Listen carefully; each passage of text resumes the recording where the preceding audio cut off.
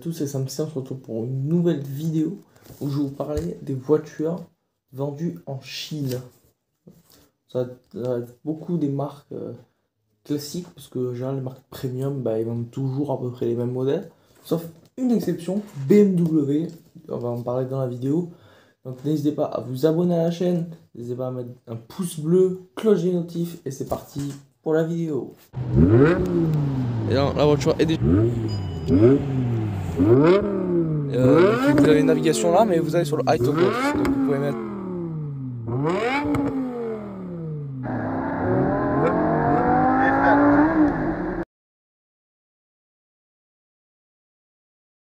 Donc, donc cette fois-ci, on va sur Peugeot. Peugeot, en Chine, ils vendent. Il y a deux sortes de 408. Nous, on a notre 408 qu'on connaît qui est sorti début de cette année, début 2023. Et du coup, elle est aussi en vente en Chine, mais sous le nom de 408X. Alors pourquoi 408X? Parce que le X ne représente pas les quatre motrices, ne représente pas. Machin, en gros 408X veut dire qu'elle est allongée, ça veut dire. Mais le X veut dire allongée. Enfin, pas dans toutes les marques, chez tous les constructeurs, mais euh, en gros la 408X, c'est que. Voilà, c'est comme par exemple chez Citroën avec la C4X qui vendent là. La C4X, c'est une version allongée de notre C4 qui est encore qui est en vente. Actuellement, GPSA. D'ailleurs, peut-être que je vous la filmerai, peut-être. Je sais pas. J'hésite entre la C4 et la C4X. D'ailleurs, dites-moi en commentaire laquelle j'aurais filmé. Mais donc j'en étais sur la 408X. Cette 408X est une version allongée d'une 408. Parce que ils ont... Alors ça veut pas dire que c'est la même 408 qu'ils ont en Europe, mais allongée. En fait, la 408X, c'est notre 408 européenne qui est à vendre en Chine. À part qu'il y a une différence au niveau de la calandre. Même sur la GT, elle a la calandre de l'active, enfin de l'allure, pardon, parce qu'il n'y a pas d'active sur les 408. Du coup, elle a la calandre de l'allure, donc déjà elle est moins jolie, mais elle est plus adaptée au marché chinois en gros. C'est un peu réadapté comme à notre version européenne. Mais ils ont également une 408 classique, qui est une sorte de 308 2 modernisé avec le nouveau logo en 3 volumes à vendre pour la Chine. Alors forcément, le mot 3 volumes va revenir très souvent dans cette vidéo, parce que le 3 volumes, on va dire, c'est ce qui se vend le mieux en Chine. Parce qu'en Chine, en Chine, en général, les gens veulent des voitures de 3 volumes. Donc des voitures de 3 volumes, alors, c'est des berlines. Ce qui n'est pas du tout un truc en Europe, parce qu'en Europe, maintenant, on est que sur les SUV maintenant. Et du coup, je vais vite vous arranger ce problème de lumière, parce que là, il y a le soleil qui va venir, ça va m'éblouir tout le plan. Donc, je reviens tout de suite. Voilà. Donc déjà, il y a moins de lumière, déjà, donc ça devrait peut-être aller mieux. Donc je disais, voilà, ils ont une 408 qui est 3 volumes, machin, les voitures 3 volumes, c'est ce qui vendent le mieux en Chine. D'ailleurs, c'est pratiquement en fait obligatoire de sortir une berline 3 volumes en Chine. Parce que si tu sors pas ça, ça se vend pas, quoi, en fait. Ça se vend pas, ou alors très peu, en général, c'est comme par exemple le coup de la Renault Kwid qu'ils ont sorti, qui est encore d'ailleurs en vente. D'ailleurs, je pense qu'ils devraient peut-être vite la retirer de la vente, vu le flop que c'est. La Renault Kwid, en fait, notre Dacia Spring Badger Renault, mais qui fait un succès partout en Inde et tout. Mais en Chine, c'est un flop. En Chine, c'est un flop, parce qu'on veut une voiture 3 volumes, on veut une berline. Cette lumière-là, je sais pas ce qui se passe. Bon, je vais pas. Pourtant, j'ai bien crevé les dos, mais pourtant, il y a toujours de la lumière. J'ai toujours de la lumière. Bon, ça vient, ça sort, voilà. Du coup, il fait sombre. C'est pas vraiment faire avec. Du coup, la Renault Kwid, je pense que Renault devrait peut-être la retirer de la vente. Parce que voilà, c'est un flop et. C'est en gros. Je pense que c'est même peut-être pire que la Vantime. Je sais pas, mais. Je sais pas combien d'exemplaires, mais je suis sûr que c'est même pire que la Vantime. Donc, cette fois, on passe du côté de Peugeot. Du côté de Peugeot, on a le Peugeot 4008. Alors, le 4008, pour ceux qui ne savent pas, c'était un SUV. C'était un gros SUV, petit SUV qui était sorti en 2012-2013 sur la base de Mitsubishi ASX.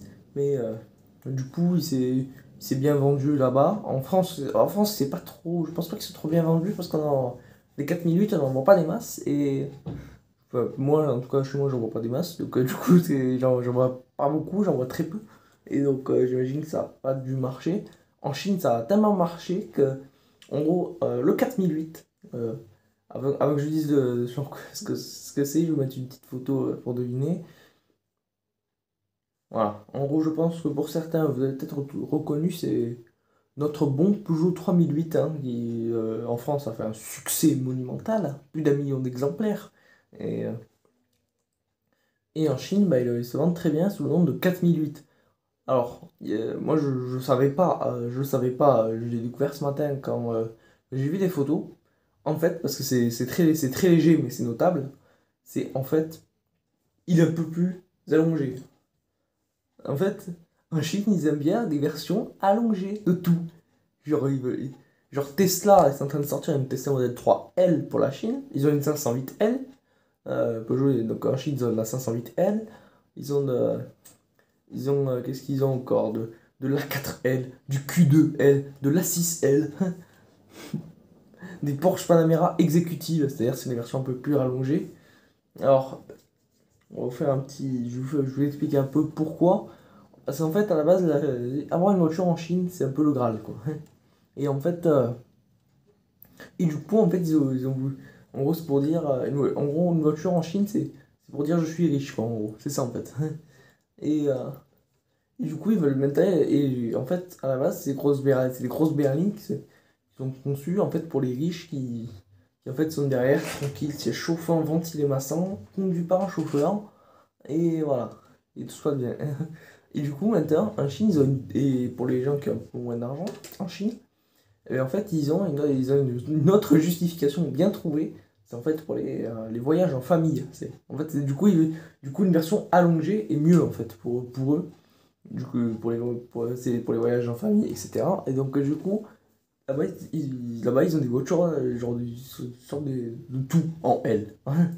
Dès qu'ils peuvent, dès qu'ils peuvent sortir des trucs en L, voilà quoi. La X3L, un truc comme ça, un sorte plein quoi en Chine. C'est vraiment pas connu, c'est vraiment très connu chez eux. Donc, c'est pour ça qu'on a des versions L de tout. Petite particularité du 4008, parce que je reviens un peu sur le 4008, c'est qu'il est vendu en THP. Donc ils ont des moteurs THP, ils ont le 360 THP. Pas pour 360 chevaux, hein, calmez-vous, mais je crois que ça sort dans les 200 chevaux ou 210 chevaux. En fait, c'est un moteur qui est exprès, qui était conçu pour les marchés émergents, pas forcément que la Chine, même, mais j'ai vu ça sur l'Amérique du Sud et tout. Ce moteur, le 360 THP et plus, voilà quoi, tous les THP, de toute façon, maintenant ils vendent dans les marchés émergents parce que ça convient pas aux normes européennes, ça pollue beaucoup trop, etc. Donc forcément ça passe plus aux normes européennes. Alors vous allez me dire, mais le N6 PureTech c'est le même. Mais en gros le N6 PureTech c'est la base du THP qu'ils ont un peu downsizé. Qu'ils ont un peu réduit pour qu'il passe aux normes européennes. Et maintenant le N6 THP, le N6 PureTech est maintenant dispo que sur les versions hybrides des Peugeot. Si on regarde, si on veut du N6 PureTech, on est obligé de prendre de l'hybride. Il y a plus de solution. Il y avait la 508 qui avait le PureTech 225, qui était sur base du N6 PureTech, mais full thermique. Il y a le 3008 qui avait le PureTech 180 chevaux, avec son N6, mais maintenant ils ont enlevé la motorisation. En gros, maintenant ils veulent que le N6 PureTech serve pour les hybrides. Du coup, ce qui fait que pour avoir le N6 PureTech, il faut avoir un hybride 180 chevaux, 225 chevaux comme la 508 que je vous ai filmé, du 300 chevaux ou du 360 chevaux sur la 508 PSE et le DS7. Donc voilà, c'est à peu près pour ça qu'on a maintenant le N6 PureTech, mais qu'on a plus de THP. En temps, le THP, tout le monde dit qu'il est moyennement fiable. Avec des problèmes de pompe HP, de surconso d'huile, etc., etc. J'ai pas envie de parler fiabilité dans cette vidéo, je veux parler de voitures vendues en Chine. Donc ce THP, donc toutes les Peugeot pratiquement qui sont vendus dans les marchés émergents, ils sont vendus en THP. D'ailleurs, je vous le disais dans le début de la vidéo que Audi, ils ont un modèle spécifique pour la Chine. On va un peu en parler. C'est l'Audi Q9. Encore plus gros que le Q8 finalement, au-dessus du Q8. Alors, le Q9, en gros, c'est un monospace Audi, qui est un peu le concurrent de l'espace, mais de l'espace 6 qui est sorti maintenant, mais l'espace 6 est pas vraiment premium, donc c'est pas trop sa concurrence. Mais le Q9, voilà, le Q9 c'est un monospace 7 places Audi qui est vendu uniquement en Chine. Voilà, il est vendu sur un pays, c'est la Chine. Il n'y a pas d'autre pays, il n'y a pas de chaîne Amérique du Sud ou quoi, c'est Chine, c'est vraiment que la Chine. Et c'est cette place qui je trouve fait un. J'ai l'impression que ça. En fait, quand je vois la vitre, la forme de la vitre à l'arrière, ça fait penser un peu à un Skoda Kodiaq. Donc, voilà, c'est Skoda Kodiaq, voilà. Ça se voit que c'est inspiré parce que c'est le même groupe, hein, c'est Volkswagen. Et du coup, c'est inspiré sur le Kodiaq. Enfin, la vitre est inspirée sur le Kodiaq. La voiture, je pense pas qu'elle soit inspirée sur le Kodiaq. Je pense que oui, c'est une pure base Audi qui est pour la Chine. Mais attention, maintenant, ils font tous sur les mêmes bases, à la base MQB. Je pense pas que ce soit sur la base MQB parce que je trouve que c'est un peu gros quand même pour être sur la base MQB. Mais, euh, mais en tout cas, c'est encore en vente en Chine. C'est un gros. C'est plus gros que le Q8, c'est plus gros que le Q8, c'est cette place, etc. Alors c'est peut-être moins luxueux qu'un Q8, parce que le Q8, c'est vraiment le flagship des SUV, c'est le luxe, c'est le. Non, celui-là, c'est peut-être un peu moins luxueux, mais les 7 places. Parce que le Q7 n'est pas disponible en 7 places, sur le Q7 2, on a que des 5 places.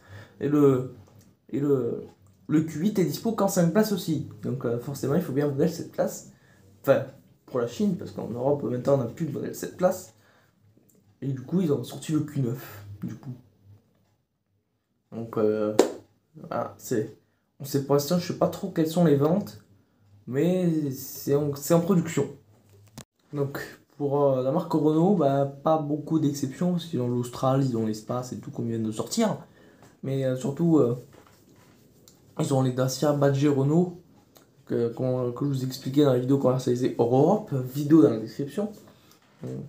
Qui est en fait, du coup, ils prennent des Dacia pour badger Renault pour les vendre dans des pays émergents en voie de développement uniquement. Il y a des pays où il y a la marque Dacia, et d'autres pays comme la Chine ou l'Amérique du Sud où ils ont la marque Renault dans le low cost. Donc, ce qui fait qu'on a la Kwid, comme je l'ai dit, qui est le flop en Chine, mais ils ont surtout les deux Renault Duster, Renault Sandero, etc. etc. Donc, c'est à peu près comme en Amérique du Sud, hein. Je vous l'ai dit dans la vidéo des voitures commercialisées hors Europe en général, hein, parce que j'ai fait un peu de Chine, un peu d'Amérique du Sud, un peu, voilà, j'ai fait un peu des pays où on voit le plus des voitures spécifiques.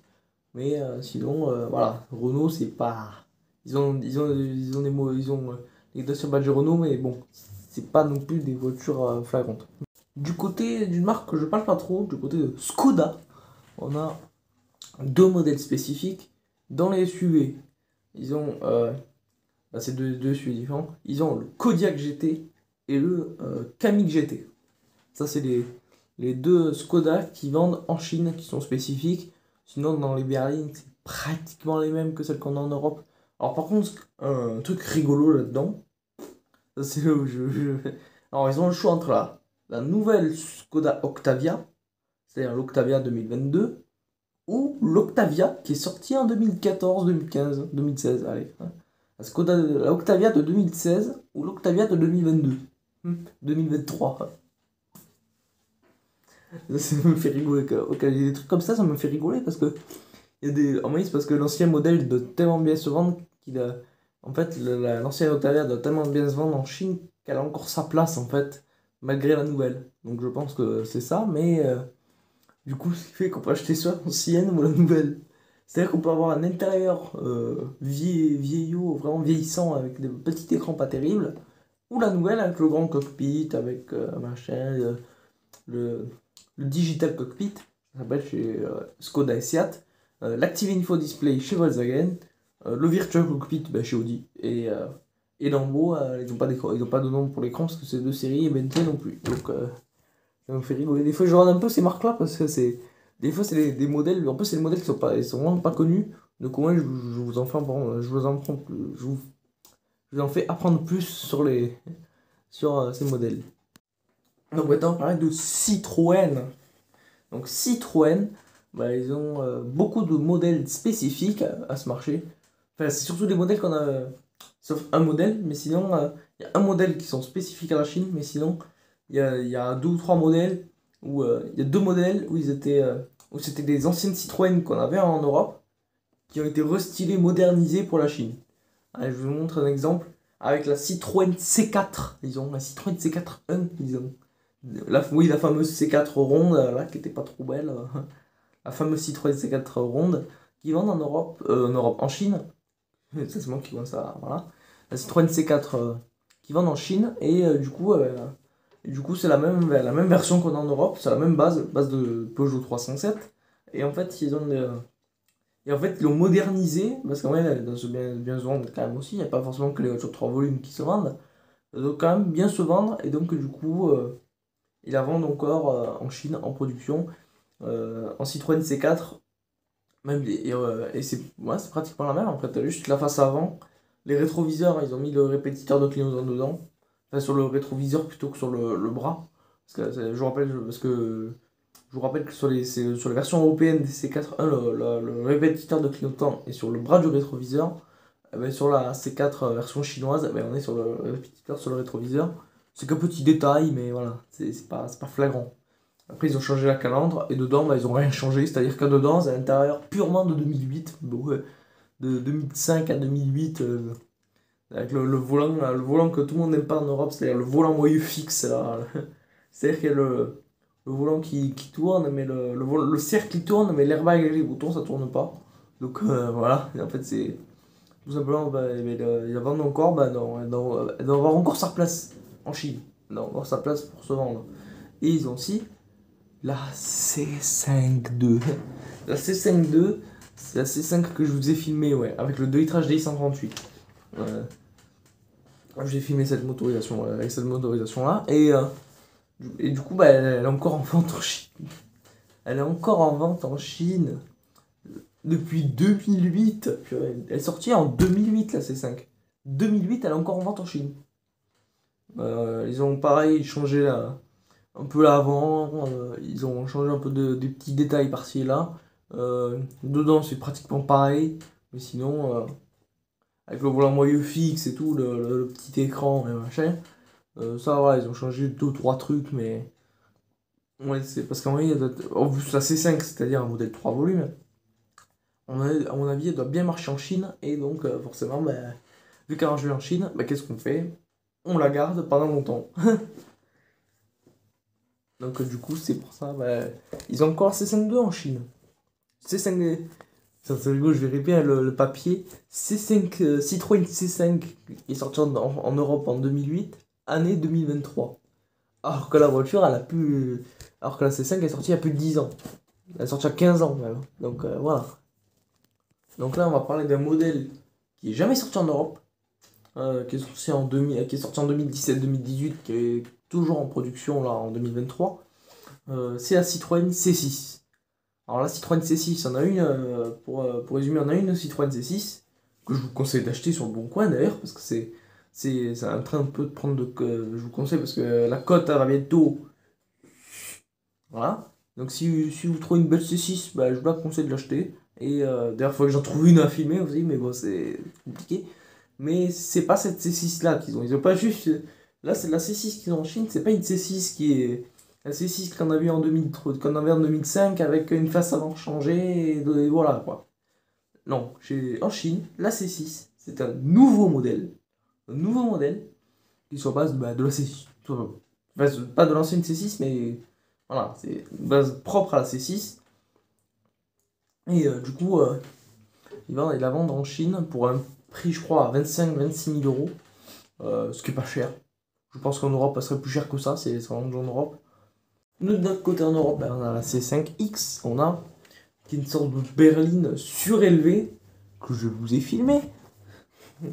N'hésitez pas à la regarder, la vidéo de la C5X, elle est pas mal. Du coup, bah, ils ont une C6 qui est une berline, pas surélevée, hein, c'est une berline classique, c'est une berline. Et du coup, vu qu'en Chine, ils adorent les berlines 3 volumes, un peu, si possible, des grosses berlines 3 volumes bien allongées, bah du coup, la C6, bah, les Chinois, ils sont en train de se jeter dessus, en train de se jeter dessus, mais bien, ce qui fait qu'il est en train de faire un banger en Chine. Mais cette C6, voilà, c'est... Alors, là, je préfère largement l'ancienne C6, parce que la nouvelle C6, alors j'aime bien l'intérieur, mais l'extérieur, je sais pas, quand je vois si je vous montre qu'une partie de l'arrière, en gros, si je veux l'avant, je mets que la porte, à partir de la porte arrière, on dirait une espèce de Citroën C3 qui nous vend en Europe en 3 volumes, hein. En gros, avec 4 mètres de 3 volumes, 4 mètres de coffre. Mais sinon, c'est un peu penser sur le. En gros, si je vous enlève la partie arrière, ça fait une C3, quoi, en gros. Ça ressemble beaucoup à la C3, et donc c'est. Voilà. Ils auraient pu faire mieux quand même, je pense, pour la C6 en Chine, mais. Après, je pense que ça peut leur plaire, je pense. Alors, toujours du côté de Citroën, alors. Je vous disais qu'ils avaient la C4 ronde là qu'on avait en Europe, mais ils ont aussi une berline 3 volumes de la C4. Une version 3 volumes de la C4-2 cette fois. La C4-2 c'est celle qui est sortie en 2012. Et du coup, ils ont la C4L, disons. La C4L qui est une C4 3 volumes exprès pour la Chine. Voilà, c'est une voiture qu'ils ont exprès pour la Chine qui est encore en production. Après, mais sinon ça reste sur base de C4-2. Donc je pense que c'est plus de prendre une C4. En gros, je pense que Citroën va encourager un peu les Chinois à prendre la C4-2. C4-2 en L, C4L sur base de C4-2, donc plus moderne, plutôt qu'une C4-1. Enfin, plutôt que la C4 actuelle qui est toujours en vente en Chine, qui est sur base de C4-1, la fameuse ronde là, que je vous répète 300 fois. Bon, plutôt que c'est pour encourager à acheter la version 3 volumes. Parce qu'en Chine, je pense qu'ils savent déjà que les versions 3 volumes font des cartons, mais des trucs de fou. Voilà. Donc, du coup, bah, ils ont ce C4L. Après, ils ont un petit SUV, le C3XR, qui est toujours en vente. Le C3XR, c'est une sorte de 2008, mais chez Citroën, qui nous n'est pas disponible en Europe. Alors, je pense que ça peut marcher, mais le problème, c'est que ça va peut-être un peu cannibaliser les ventes du 2008. Et surtout qu'en plus, je crois que c'est sur base de C5.2, de C5.2, de C4.2. Donc, faut que je regarde, si vous voyez une photo de l'intérieur, je regarderai. Parce que des fois, c'est l'intérieur qui te révèle la base, en fait. Citroën, des fois. Ce qui fait que des fois, des fois, des fois si l'intérieur c'est proche de C4.2, bah, c'est forcément sur base de C4.2. Forcément. Des fois, c'est ça. Peut-être des fois, c'est pas ça, hein, peut-être que. Mais c'est comme mais le 2008, par exemple, il est basé sur une 208. Par exemple. À part que c'est un peu surélevé, certes, mais c'est une 208 surélevée. Donc, je pense que le C3XR, c'est en gros soit une C3 ou une C4.2 un peu surélevée, je pense. C'est un peu ça. On va pas trop parler des automobiles parce que maintenant, ils ont plus de modèles spécifiques euh, comment dire, à la production. Alors, on avait la DS5 LS, le DS4S, voilà, il y a tous ces modèles-là en Chine, mais maintenant ils ont arrêté la production, ce qui fait qu'il reste la DS3 Crossback, enfin, la DS3 Crossback qui est en Europe, le DS7 déjà, et la DS4. De plus, du coup, il reste DS3 Crossback, DS7, DS4, et voilà quoi. Il reste plus beaucoup de modèles, hein. Du coup, on a à peu près tous les modèles qui vendent en Europe, du coup. Du côté de Volkswagen, de la marque Volkswagen, pas du groupe Volkswagen, parce que je vais parler de Skoda et Audi, donc c'est-à-dire des marques du groupe Volkswagen, mais je ne vais pas parler de Volkswagen. Donc, on va parler un peu de Volkswagen. Et ils ont des SUV spécifiques.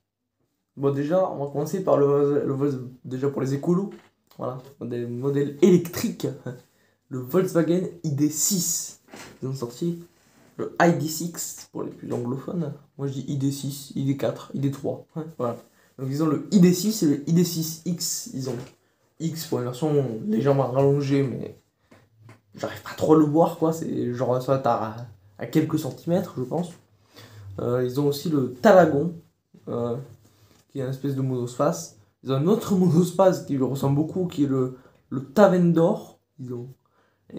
Et sinon, après, ils ont quelques. Alors, après, le problème, c'est qu'ils ont ils ont d'autres sujets spécifiques, mais je vais vous mettre les photos. Parce que le problème, c'est que c'est marqué en chinois et que. Il y a certains modèles où il n'y a pas le modèle en fait. Enfin, Il y a le modèle écrit en chinois, mais pas le modèle écrit en traduction générale, donc ce qui fait que du coup, bah, je comprends pas ce qui est marqué. Du coup, je suis pas, voilà, je suis pas traducteur de langue de chinois. Donc, du coup, c'est compliqué. Et du coup, je vous mets quelques photos. Après, je regarde un peu dans les berlines, ce qu'on peut avoir dans les berlines. Je vais vous mettre aussi peut-être quelques photos dans les berlines, si je trouve des berlines spécifiques, évidemment. Je vais pas mettre des photos des Passat quand même, parce que les Passat, voilà, ils ont quand même la ID7 qui va sortir. Parce que la ID7 est déjà en vente au moment où nous, elle est pas encore en vente. Parce que nous, elle est pas encore en vente. Mais en Chine, elle est déjà en vente. Donc voilà, ils ont déjà la ID7 qui est. Parce que je pense que la ID7, tout le monde la veut là-bas en Chine. Vu que c'est une berline 3 volumes. C'est une sorte de Passat électrique.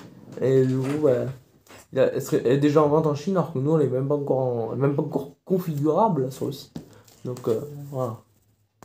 Alors, quelque chose de marrant à noter en Chine, je viens de la regarder sur le site, c'est qu'en fait, ils ont la Golf, la 7. C'est-à-dire qu'ils ont, eux, ils sont encore sur la Golf 7. Ils sont même pas passés à la 8 encore. Hein. Nous, pratiquement dans le monde entier, on a la Golf 8. Et eux, ils ont la Golf 7, la e-Golf. Bon, j'imagine dans la version thermique à côté, j'ai pas trop regardé. Dès que j'ai vu e-Golf, une Golf 7, voilà quoi. Bon, la Golf 7, à mon avis, parce que pareil, elle va tellement bien se vendre, je pense aussi, qu'elle a encore sa place en Chine. D'ailleurs, tant que j'étais sur les Volkswagen chinoises, je voulais aussi vous parler de la Fideon. Alors, la Fideon, c'est un modèle qu'on n'a jamais eu en Europe, qui est en fait la remplaçante de la Volkswagen Phaeton, qui est en Europe. Et d'ailleurs, que pareil, je vous conseille d'acheter aussi, parce que c'est une très bonne caisse, même une excellente caisse, surtout en W12, dans les séries Requin. Et donc, du coup, bah, ils ont sorti la Fideon qui est la remplaçante. Bon, il n'y a pas de version W12, il n'y a que du V6 du TDI ou de l'essence, ou de l'hybride aussi, mais sinon c'est voilà, c'est la Fideon, c'est une version avec des moteurs plus petits, mais qui est toujours une berline luxueuse, voilà, une berline de luxe Volkswagen, qui a bien marché en Chine. Bah, en fait, la Phaeton, pour résumer, c'est un flop, mais vraiment un très gros échec. Euh, là où elle a fait le moins de chiffres, c'est aux États-Unis, mais là où elle a fait le plus de chiffres, bah, c'était là.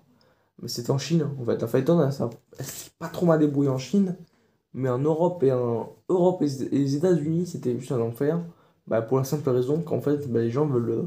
S'ils veulent acheter une Volkswagen, ils vont pas acheter une Phaeton, ils vont acheter une Golf, une Polo, pourquoi pas une Tiguan, allez, une Passat, mais pas une Phaeton, quoi. Une Phaeton, c'est en gros, ça devait être la berline juste en dessous de la 8 dans le groupe Volkswagen, dans le groupe VAG, et donc du coup, c'est juste celle qui était juste en dessous de la 8, donc il y avait la Phaeton, et au-dessus il y avait la 8, au-dessus l'Audi A8. Donc voilà, et du coup, cette voiture a vraiment floppé, mais vu qu'elle a bien marché en Chine, bah, ils ont sorti la Fideon qui est la remplaçante, qui dedans est pas trop mal, et je suis sûr qu'on serait. Bon, en fait, moi je serais pas contre pour qu'elle soit dispo en Europe, même si elle sera jamais dispo en Europe. À part cette petite BMW série 1 à 3 volumes, qui nous est pas dispo en Europe, c'est un modèle exclusivement pour ce marché, pour le marché chinois. C'est une voiture, voilà, c'est une petite série 1 3 volumes, dans le but de se. Voilà, c'est un peu la concurrence à la 3 finalement, en 3 volumes, à la 3 limousine, ou la classe A, pardon, berline. Voilà, c'est un peu la concurrence, mais pourquoi s'il a 3 volumes et la classe A 3 volumes est dispo en Europe, mais pas la série 1? Ce qui fait que du coup en Europe, cette série 1, elle est un peu, comment dire, il n'y a pas de série 1 3 volumes, donc c'est-à-dire qu'il n'y a pas de concurrence chez BMW pour de la 3 limousine ou de la classe A berline, chez BMW, il n'y a pas de concurrence. Il n'y a rien pour la concurrencer, donc voilà, du coup c'est dommage, je suis sûr qu'elle pourrait marcher en plus en Europe. J'espère que cette petite vidéo vous aura plu. N'hésitez pas à vous abonner à la chaîne, à mettre un pouce bleu, cloche des notifs, on se retrouve pour une prochaine vidéo. Et au revoir.